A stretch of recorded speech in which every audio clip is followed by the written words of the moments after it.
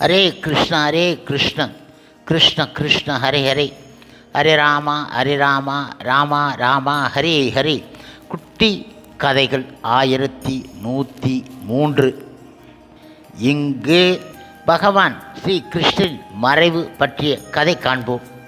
முன்பு ஒரு சமயம் உத்தவர் பத்திரிகா ஆசிரமத்திற்கு சென்ற பின்பு தனது லீலைகளை முடித்து கொள்ள விரும்பிய பகவான் ஸ்ரீ கிருஷ்ணர் யாதவர்களை துவாரகையில் இருந்து பிரபாச சேத்திரத்துக்கு அழைத்து சென்று அங்கு அவர்களை பல்வேறு சடங்குகளில் ஈடுபடுத்தினார். தனது உறவினர்கள் அனைவரும் தனக்கு முன்பாக இந்த உலகில் இருந்து செல்ல வேண்டும் என விரும்பிய பகவான் கிருஷ்ணர் அவர்களை தனது மாய சக்தியினால் கவர அவர்கள் ஒரு வகையான மதுபானத்தினை அருந்தி போதையில் மூழ்கிவிட்டார்கள். அவர்களின் அறிவு மயக்கப்பட்டு விட்டதால் தங்களுக்குள் சண்டையிட தொடங்கிவிட்டார்கள். பகவான் ஸ்ரீ கிருஷ்ணரும் பலராமரையும் தவிர மற்ற அனைவரும் படிந்து விட்டார்கள். அதன் பின்பு கடற்கரைக்கு சென்ற பலதேவர் அங்கு இருந்தபடி இந்த உலகில் இருந்து மறைந்து விட்டார். பலராமர் மறைந்ததைக் கண்ட கிருஷ்ணர் ஒரு அரச மரத்தின் அடியில் அமைதியாக அமர்ந்தார். பின்பு பிரகாசமான தனது 4 கரங்களை கொண்ட ரூபத்தினை வெளிப்படுத்தினார். அதனால் ஏற்பட்ட பிரகாசம் சுற்றி இருந்த இருளை நீக்கிவிட்டன. கரு நில மேகம் போன்ற மேனி உடனும் உருக்கிய பொன்னிறை பிரகாசத்துடன் திகழ்ந்த அவரது திருமேனி சீவத்ச குறியினை தாங்கி இருந்தது. அழகிய புன்னகை அவரது முகத்தில் அரும்பியிருக்க சுருளான கரு நீல முடி அவரது தலையை அலங்கரித்தது. அவரின் தாமரை திருக்கண்கள் வசீகரமாக இருந்தன. மகர குண்டலம் மின்னியது. பட்டு துணிகளை உடுத்தியிருந்தார். அலங்கார ஒட்டியானம், வளையல்கள், இதர கை ஆபரணங்கள், தலையில் கிரீடம், கஸ்தூமணி, கழுத்தணி என பல பல உயர்ந்த ஆபரணங்களை அணிந்து இருந்தார். அவரது உடலை மலர் மாலைகளும் ஆயுதங்களும் அலங்கரித்து இருந்தன.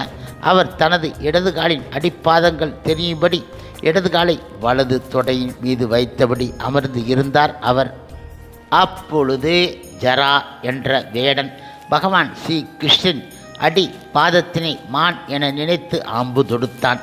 4 கரங்களுடன் இருந்த பகவான் கிருஷ்ணரை கண்டவுடன் வேடன் தனது தவறை நினைத்து நடுநடுங்கினான். அசுரர்களின் எதிரியான இறைவனின் திருப்பாதங்களில் தனது தலை படும்படி விழுந்து வணங்கினான். தனது தவறினை உடனடியாக உணர்ந்த வேடன் தன்னை மன்னிக்கும்படி சரண் அடைந்து வேண்டிக் கொண்டான். எனது அன்புள்ள ஜரா, பயப்படாதே, எழுந்திரு. தற்போது நடந்த செயல் எனது விருப்பத்தின்படி நடந்ததாகும். கவலைப்படாதே, உன்னை நான் ஆன்மீக உலகத்திற்கு அனுப்பி வைக்கின்றேன் என பகவான் ஸ்ரீகிருஷ்ணர் எந்த ஒரு சலனமும் இல்லாமல் பதிலளித்தார். பகவான் கிருஷ்ணரின் கட்டளை ஏற்ற ஜரா அவரை 3 முறை வலம் வந்து வணங்கினான். அப்போது அங்கு தோன்றிய விமானத்தில் ஏறிய வேடன் அங்கிருந்து ஆன்மீக உலகத்திற்கு புறப்பட்டு விட்டான். அப்போது தனது எஜமானரை தேடிய தாருகன் அங்கு வந்தான். கிருஷ்ணர் இந்த இடத்தில் அருகில் வந்தவுடன் துளசியின் மனம் வந்த திசையினை நோக்கி சென்றான். சுற்றிலும் தன் ஆயுதங்கள் இருக்க அரச மரத்திய அடியில் இருந்த பகவான் கிருஷ்ணரை கண்டவுடன் அவர் மேல் பொங்கிய அன்பினை தார்கனால் கட்டுப்படுத்த முடியவில்லை. தேரில் இருந்து இறங்கி பகவான் கிருஷ்ணரை நோக்கி ஆனந்த கண்ணீர் உடன் விரைந்து வந்து அவரது திருப்பாதங்களில் பணிந்தான். பகவான் கிருஷ்ணனின் சாரதியான தாருகன் அவரை புகழ்ந்து கொண்டு இருக்கையில் பகவான் கிருஷ்ணன் தேர் அங்கிருந்து எழுந்து மேலே சென்றதை தாருகன் தன் 2 கண்களால் கண்டான். கருடனின் கொடியை தாங்கிய அந்த தேருடன் குதிரைகளும் சென்று விட்டன. விஷ்ணுவின் திவ்ய அஸ்திரங்களும் மேல் எழுந்து தேரினை பின்தொடர்ந்தன. பிரம்மதேவர், சிவபெருமான் உட்பட பல்வேறு தேவர்கள் சூழ வெளியிலிருந்து வாத்தியங்கள் முழங்க மலர் மாறி தூவப்பட்ட போது பகவான் கிருஷ்ணரும் அங்கிருந்து புறப்பட்டு விட்டார். அவர் பகவான் கிருஷ்ணரின் மறைவு குறித்த ஸ்ரீமத் பாகவதத்தின் மேற்கூறிய தகவல்களை படித்தவர்களுக்கு மேலும் சில விளக்கங்களை வழங்குகின்றோம். பகவான் ஸ்ரீகிருஷ்ணர் தன்னுடைய சொந்த விருப்பத்தின் பேரில் வடிந்தார் கிடையாது. ஆனால் அவர் ஏன் வடனால் கொல்லப்பட வேண்டும்? உண்மையில் கிருஷ்ணர் வேடனால் கொல்லப்பட கிடையாது. கிருஷ்ணரை கொல்ல யாராலும் முடியாது. குருட்சேத்திர போரில் பகவான் கிருஷ்ணரின் உடல் முழுவதையும் பீஷ்மரின் அம்புகள் துளையிட்டன என கூறப்படுகின்றது. பீஷ்மரின் ஆயிரக்கணக்கான அம்புகளை மலர் மாலைகளாக ஏற்ற பகவான் ஸ்ரீ கிருஷ்ணரின் திருமேனி சாதாரண ஒரு வேடன் ஒரே ஒரு அம்பினால் மடிந்து விடுமா என்ன? அது மட்டும் இல்லாமல் உள்ளங்காலில் அம்பு எய்தப்பட்டு சாதாரண மனிதர்கள் கூட மடிய மாட்டார்கள். கிருஷ்ணர் அதனால் மடிந்து விடுவாரா? இது சற்றும் பொருத்தம் இல்லாததாக தோன்றுவதை சிறிதளவு அறிவு படைத்தவர்கள் கூட புரிந்து கொள்ளலாம். சரி, என்னதான் காரணம்? பகவத்கீதையில் 7.25 பகவான் கிருஷ்ணர் கூறுகின்றார், சிறிய அறிவு உடையோருக்கும் முட்டாளுக்கும் நான் ஒருபோதும் தோன்றுவது கிடையாது. நான் எனது அந்தரங்க சக்தியால் மறைக்கப்பட்டு இருப்பதால் நான் பெறப்பட்டவன், அழிவு அற்றவன் என்பதை இவர்கள் அறிவது கிடையாது. பகவான் ஸ்ரீகிருஷ்ணர் தன்னை தனது பக்தர்களுக்கு மட்டுமே வெளிப்படுத்த விரும்புகிறார். பகவத்கீதை 18.55 என்பதால் தன் மீது பொறாமை கொண்டு இருக்கும் இதர நபர்களை ஒதுக்கி வைப்பதற்காக கிருஷ்ணர் கையாண்ட தந்திரம் ஆகும். அவரது மறைவு லீலை மௌசல லீலை.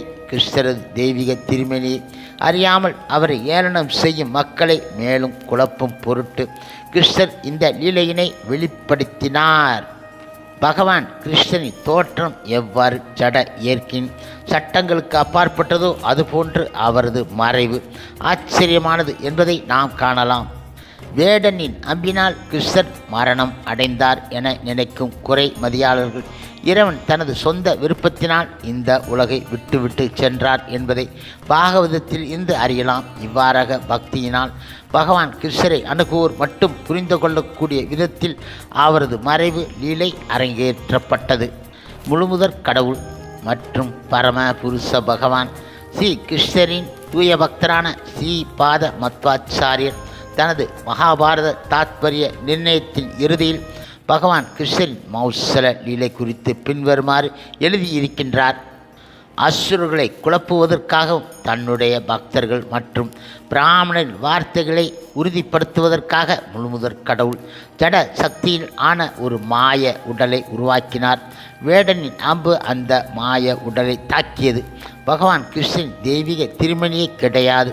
பகவானின் கிருஷ்ணரின் உண்மையான தெய்வீக உருவம் ஒருபோதும் ஜராவின் அம்பினால் தாக்கப்பட கிடையாது. வேடன் ஜரா தனது முந்தைய பிறவில் பகவான் கிருஷ்ணன் பக்தரான பிருகு முனிவராக இருந்தார். அவர் பகவான் கிருஷ்ணன் மார்பில் காலை வைத்த குற்றத்திற்காக அவர் வேடனாக பிறக்க நேர்ந்து விட்டது. இப்பொழுது இழிவான நிலையில் தனது பக்தர்கள் இருப்பதை காண விரும்பாத பகவான் ஸ்ரீ கிருஷ்ணர் வேடன் ஜராவின் உருவில் இருந்த தனது பக்தரான பிருகு முனிவர் மோட்சம் பெரும் பொருட்டு ஜட சக்தியில் ஆன ஒரு போலியான உடலை ஏற்பாடு செய்தார். அவர் இவ்வாறாக தனது பக்தரான பிருகுவை திருப்திப்படுத்துவதற்காக அசுரர்களை குழப்புவதற்காக முழுமுதற் கடவுள் தனது மௌசல லீலையினை பிரபாஸ் சேத்திரத்தில் வெளிப்படுத்தினார். பரமபுருஷ பகவானான கிருஷ்ணர் தனது லீலைகளின் ஆரம்பத்தில் இருந்தே எந்த ஒரு பௌதிக குணங்களையும் வெளிப்படுத்த கிடையாது. அவர் தனது தாயின் கருவில் இருந்து தோன்ற கிடையாது. மாறாக தனது அசிந்த புரிந்து கொள்ள முடியாத சக்தியின் மூலமாக தோன்றினார். அதுபோன்றே இந்த உலகத்தை விட்டு செல்லும் போது கூட அசுரர்களை குழப்பக்கூடிய மாயகரமான சூழ்நிலையில் மறைந்துவிட்டார்.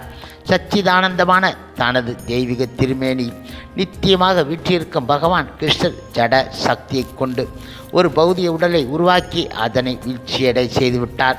தனது தெய்வீக திருமேனியில் மீண்டும் தனது இருப்பிடத்திற்கு சென்று விட்டார். அவர் பகவான் கிருஷ்ணர் மற்றும் யது வம்சத்தினரின் மறைவிற்கு மற்றொரு பௌதிக காரணம் கூறப்படுகின்றது.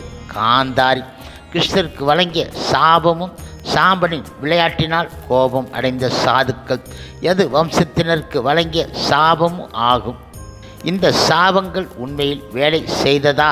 புருஷோத்தமரான முழுமுதற் கடவுள் கிருஷ்ணரையும் பல்வேறு தேவர்களை உள்ளடக்கிய யது வம்சத்தினரை சபிக்கும் அளவிற்கு காந்தாரியும் முனிவர்களும் சக்தி பெற்றவர்களா? நிச்சயம் கிடையாது.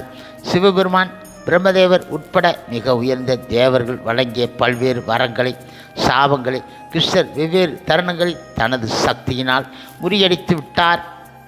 உதாரணமாக சிவபெருமான் பானா அசுரனுக்கு வழங்கிய வரம், பிரம்மதேவர் இரணிய கசிவுக்கு வழங்கிய வரம், இந்திரன் விரஜவாசிகளுக்கு வழங்கிய சாபம் மற்றும் பல. அவ்வாறு இருக்கையில் காந்தாரின் சாபத்தினை முனிவர்களின் சாபத்தினை போக்குவதற்கான சக்தி கிருஷ்ணரிடம் இல்லையா என்ன? கிருஷ்ணரும் யது வம்சமும் எந்த ஒரு சாபத்தினாலும் அழியாது என்பதில் எந்த ஒரு சந்தேகம் கொள்ளக்கூடாது ஆகும். அப்படியென்றால் அந்த சாபத்திற்கு என்ன அர்த்தம்? அந்த சாபங்களும் கிறிஸ்தனின் விருப்பத்தினால் வழங்கப்பட்டவை. கிறிஸ்தன் மீது நம்பிக்கையற்ற மூடர்களை குழப்புவதற்காக சாபங்களினால் மடிவது போன்ற ஒரு மாயையினை கிறிஸ்தர் ஏற்படுத்தினார் என்பது உண்மையாகும். சற்று யோசித்து பாருங்கள். தனது மகன்களின் மரணத்தினால் வருத்தமடைந்த யாரேனும் சாபம் அளிக்க விரும்பினால் எவ்வாறு சாபம் அளிப்பார்கள்? 36 வருடங்கள் கழித்து உங்கள் குடும்பம் அழிந்துவிடும் என யாரேனும் சபிப்பார்களா? உங்கள் குடும்பம் உடனடியாக அழிய வேண்டும் என்றுதானே சபிப்பார்கள். ஏன் காந்தாரின் வாயிலிருந்து 36 வருடங்கள் என்ற கால அளவு வந்தது? கிறிஸ்தன் விருப்பமே இதற்கான காரணம் ஆகும். காந்தாரி இடமிருந்து சாபத்தை பெற்றவுடன் புன்னகை பூத்த முகத்துடன் கிருஷ்ணன் பின்வருமாறு உரைத்தார். விருஷங்களை அழிப்பதற்காக என்னை தவிர வேறு யாராலும் முடியாது. இதை அறிந்துள்ள நான் அவர்களின் முடிவிற்காக ஒரு திட்டத்தினை தீட்டி வருகின்றேன். இந்த சாபத்தின் மூலமாக நீங்கள் எனது திட்டத்திற்கு உதவி செய்து விட்டீர்கள். மகாபாரதம், ஸ்ரீ விளப பருவம், காந்தாரின் சாபம், கிருஷ்ணன் ஏற்பாடு என்பதை மகாபாரதத்திலே கண்ட பின்பு இது குறித்து ஏதேனும் சந்தேகம் இருக்க முடியுமோ? மேலும் சாதுக்களை மிக மிக மதித்து போற்றக்கூடிய யது வம்சத்தினர் அவர்களிடம் விளையாட்டுத்தனமாக நடந்து கொண்டு சாபம் பெற்றதும் கிருஷ்ணன் ஏற்பாடை தவிர வேறு கிடையாது. பகவான் இந்த உலகிற்கு வருகையில் பல்வேறு உலகங்களை சார்ந்த தேவர்களும் இங்கு வந்து அவரது திருவிளையாடலில் ஈடுபட்டு அவரது நேரடி உறவினை அனுபவிக்கின்றார்கள். பகவான் கிருஷ்ணர் இந்த உலகினை விட்டு செல்ல முடிவு எடுத்தவுடன் முதலில் தன் குடும்ப உறுப்பினர்களான யாதவர்கள் அனைவரையும் அவர்களுடைய உயிர் உலகங்களுக்கு செல்ல வழி செய்து விட்டார். அதுவே அந்த சாபங்களின் உள் அர்த்தமாகும். இப்பொழுது வேடனின் அம்பு பகவான் கிருஷ்ணரின் திருப்பாதங்களை துளைக்கவே கிடையாது. மாறாக அது அவரது திருப்பாதத்தினை தீண்டிச் சென்றது என்பது உண்மை. திருப்பாதத்தினை துளைத்தது என்பது வேடனின் பார்வையில் மட்டுமே ஆகும். வேடனின் அம்பு உண்மையிலே பகவான் கிருஷ்ணரின் திருப்பாதங்களை துளைத்தியிருந்தால் பகவான் கிருஷ்ணரை கண்ட வேடன் அவரது திருவடிகளை நமஸ்கரித்த தருணத்தில் அந்த அம்பினை வெளியே எடுத்தான் என்னும் தகவல் கொடுக்கப்பட்டு இருக்க வேண்டும். ஆனால் அது போன்ற எந்த ஒரு தகவலும் ஸ்ரீமத் பாகவதத்திலோ மகாபாரதத்திலோ காணப்பட கிடையாது ஆகும். வேடன் ஜரா அந்த இடத்திற்கு வந்து பகவான் கிருஷ்ணர் மீது அம்பு எய்வதற்கு முக்கிய காரணம் அவன் பகவானின் லீலா சக்தியினால் மயங்கி இருப்பதாகும். பிராமணரின்படி யது வம்சத்தினர்களுக்கு இடையிலான சண்டை சூரிய அஸ்தமனத்தின் போது நிகழ்ந்தது. அதன் பின்பு சரஸ்வதி நதிக்கரையில் பகவான் அமர்ந்தார். வேடன் ஜரா மானை கொள்ளும் நோக்கத்துடன் அங்கு வந்ததாக கூறப்படுகின்றது. ஆனால் உண்மையில் அதற்கான வாய்ப்பு அசாத்தியமான ஒன்றாகும். ஏனென்றால் அப்போதுதான் அங்கே மாபெரும் சண்டை நிகழ்ந்தது. சுமார் 56 கோடி மக்கள் மடிந்து போனார்கள். இரத்த ஆறு ஓடிக்கொண்டு இருக்க, சடலங்கள் அவற்றில் மிதந்து கொண்டு இருக்க, அவற்றை பற்றி சற்றும் கண்டுகொள்ளாமல் ஒரு வேடன் மானை தேடி வருவது என்பது அசாத்தியமானதாகும். மான்கள் பெரும்பாலும் பயந்த சுவாபம் கொண்டவை. மாபெரும் சண்டை நிகழ்ந்த இடத்தில் மான்கள் இருப்பதற்கு வாய்ப்பு கிடையாது. அந்த தருணத்தில் மானை தேடி வேடன் வருவதற்கும் வாய்ப்பு கிடையாது. எனவே மானை தேடி வேடன் வந்ததும் கிருஷ்ணர் இந்த பூமியில் இருந்து மறைந்ததும் அவரது அந்தரங்க சக்தி ஏற்பாடு தவிர வேறு கிடையாது. ஆதாரம் ஸ்ரீல விஸ்வநாத சக்கரவர்த்தி தாக்கூரின் பாகவத விளக்க உரை ஆகும். கிருஷ்ண லீலைகளை புரிந்து கொள்ள இயலாத சில மூடர்கள் கிருஷ்ணரை வேடன் ஜரா மறைந்து நின்று தாக்கியதற்கான காரணம் அவர் தனது முந்தைய ராம அவதாரத்தில் வாலியை மறைந்து நின்று கொன்றது என கூறுகின்றார்கள். கிருஷ்ணர் கர்ம விதிகளுக்கு உட்பட்டவர் கிடையாது என்பது இத்தே மூடர்களுக்கு தெரிந்து இருக்க வாய்ப்பு கிடையாது. தங்களது மனக்கற்பனையில் ஏதேனும் ஒரு நிகழ்ச்சி மற்ற நிகழ்ச்சியோடு இணைத்து விளக்கம் கொடுக்கும் இத்தகையோர் உண்மையில் அயோக்கியர்கள் ஆவார்கள். இவர்கள் முழுமுதற் கடவுளின் தன் நிகரற்ற நிலையினை குறைத்து மதிப்பிட்டு மக்கள் இடையே அவரை சாதாரண மனிதனாக காட்ட முயற்சி செய்கின்றார்கள். வாலி தனது மறுபிறவில் ஜரா என்ற வேடனாக வந்தான் என்பதற்கு எந்த ஒரு சாட்சியும் கிடையாது. அதே சமயத்தில் ஜரா தனது முந்தைய பிறவில் பிருகு முனிவராக இருந்ததாக சொல்லப்படுகின்றது. எனவே சாஸ்திரங்களை ஏற்போம், மனக்கற்பனைகளை தூர எறிந்து விடுவோம். கட்டுண்ட ஜீவன்களின் பிறப்பு மற்றும் இறப்பினை போன்று தோன்றக்கூடிய பகவான் ஸ்ரீ கிருஷ்ணன் தோற்றமும் மறைவும் அவரது மாய சக்தியினால் ஏற்படுத்தப்பட்டு அதில் அவர் ஒரு நாடக நடிகரை போன்று செயல்படுகின்றார் என ஸ்ரீமத் பாகவதம் 11.31.31 கூறுகின்றது. அங்கே உபயோகிக்கப்பட்டு இருக்கும் நடஸ்ய நடிகர் அல்லது மாயாஜாலம் செய்பவர் போன்று என்னும் சொல் முக்கியமானது ஆகும். பகவான் ஸ்ரீ கிருஷ்ணனின் லீலா சக்தியின் கீழ் நிகழ்ந்த அந்த மாயாஜால சண்டையை விளக்குவதற்கு சில விஸ்வநாத சக்கரவர்த்தி தாக்கூர் மரணம் அடைவது போன்ற மாயாஜாலம் செய்த ஒருவரின் பின்வரும் கதையினை உதாரணமாக அமைக்கின்றார். முன்பு ஒரு சமயம் மன்னரின் முன்பாக வந்த மாயாஜாலம் செய்பவர் விலை மதிப்புமிக்க நகைகள், நாணயங்கள் போன்றவற்றை அணுகினார். அவை அனைத்தையும் மன்னரின் முன்பாக ஒன்றன் பின் ஒன்றாக வித்தைக்காரர் மறை செய்துவிட்டார். மன்னரிடம் சவால் விடுவித்து அவரது 7000 குதிரைகளை மறைய செய்துவிட்டார்.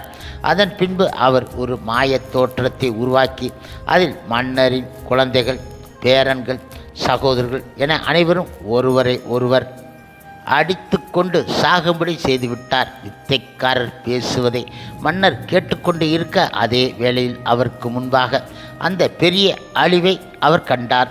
சிறிது நேரத்திற்கு பின்பு வித்தைக்காரர் தனது வாழ்வில் தனக்கு எந்த ஒரு விருப்பமும் இனிமேல் இல்லை என கூறி முறையான யோகாசனத்தில் அமர்ந்தார்.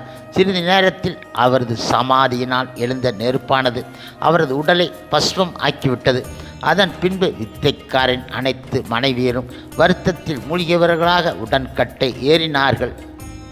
3 அல்லது 4 நாட்கள் கழித்த பின்பு மாயாஜாலக்காரர் தனது நாட்டிற்கு திரும்பிவிட்டார். தனது மகள்களில் ஒருத்தியினை மன்னரிடம் அனுப்பி வைத்தாள். அவள் மன்னரிடம் கூறினாள், மன்னரே, நான் என்னுடன் கண்களுக்கு தெரியாத முறையில் உங்களுடைய அரண்மனை, செல்வம், மக்கள் என அனைவரும் கொண்டு வந்து விட்டேன். எங்களுடைய மாயாஜால கலைக்கு தாங்கள் மனம் உவந்து வழங்கும் எந்த ஒரு சன்மானத்தையும் நாங்கள் ஏற்றுக்கொள்கின்றோம் என்றால் அவள். ஒரு சாதாரண வித்தைக்காரர்களே பிறப்பையும் இறப்பையும் ஜாலம் செய்ய முடியும் என்னும் பட்சத்தில் முழுமுதற் கடவுளால் முடியாதா என்ன? இயற்கையின் சட்டங்களுக்கு அப்பாற்பட்டவராக உள்ள போதிலும் சாதாரண முட்டாள்களை மயக்குவதற்காக முழுமுதற் கடவுள் ஒரு மனிதனைப் போன்று உடலை விட்டு சென்றார் என்பதை புரிந்து கொள்ளுதல் கடினமானது கிடையாது. உண்மையில் கிருஷ்ணர் தனது தெய்வீக திருமணியுடன் ஆன்மீக உலகிற்கு திரும்பி சென்று விட்டார் என்பது எல்லா வேத சாஸ்திரங்களிலும் உறுதிப்படுத்தப்பட்டு இருக்கின்றன. பகவான் ஸ்ரீ கிருஷ்ணர் தனது குருவின் மகனை அதே உடலில் யமராஜன் இடத்தில் இருந்து மீட்டு கொண்டு வந்து விட்டார். மன்னர் பரீட்சித்தை அஸ்வத்தாமனை பிரம்மாசிலிருந்து காப்பாற்றினார். சிவபெருமானை போரில் வென்றார். வேடன் ஜராவினை அவனது மனித உடலிலேயே நேரடியாக வைகுண்டத்திற்கு அனுப்பி வைத்து விட்டார். அப்படிப்பட்ட இறைவனால் தன்னை பாதுகாத்து கொள்ள முடியாதா என்ன? எனவே பகவான் கிருஷ்ணன் மறைவு என்பது அவரது விருப்பத்தின்படி நிகழ்ந்த உன்னத லீலை ஆகும். கடைசியாக குறிப்பு ஒன்று காண்போம். யாரெல்லாம் அதிகாலையில் எழுந்து பகவான் ஸ்ரீ கிருஷ்ணன் தெய்வீக மறைவினையும் அவர் தனது திருநாட்டிற்கு திரும்பிச் சென்றதன் பெருமையினையும் பக்தி உடனும் கவனத்துடனும் தினமும் தொடர்ந்து உச்சரிக்கின்றாரோ அல்லது கேட்கின்றாரோ அவர்கள் அதே உன்னத திருநாட்டினை அடைவது நிச்சயம் ஆகும். ஸ்ரீமத் பாகவதம் 11.31.14. ஹரே கிருஷ்ண ஹரே கிருஷ்ண கிருஷ்ண கிருஷ்ண ஹரே ஹரே, ஹரே ராமா ராம ராம ஹரே ஹரே. சில பிரபுபாதரின் சேவையில் இஸ்கான் பக்தர்கள்